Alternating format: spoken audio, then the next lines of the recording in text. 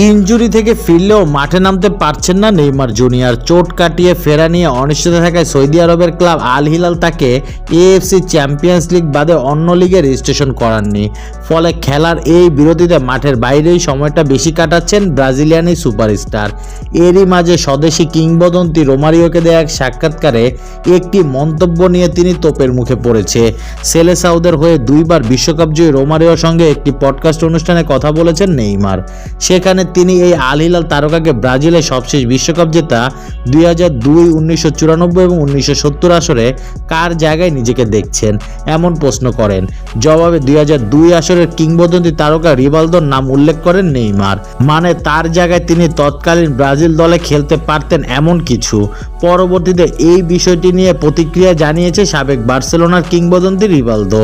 নেইমারের মন্তব্য প্রসঙ্গে তিনি ইনস্টাগ্রামে অ্যাকাউন্টে দেয়া এক পোস্টে লিখেছেন, আমি নেইমারকে বলতে শুনেছি যে সে নিজের সেরা ফর্ম থাকা অবস্থায় নিজেকে 2002 বিশ্বকাপে আমার জায়গায় দেখেছে।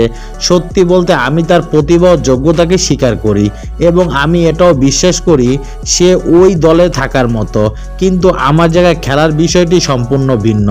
তার প্রতি আমার সম্মান ও প্রশংসা আছে। আমি শতভাগ নিশ্চয়তা দিয়ে বলতে পারি এমনটা কখনোই ঘটতো না।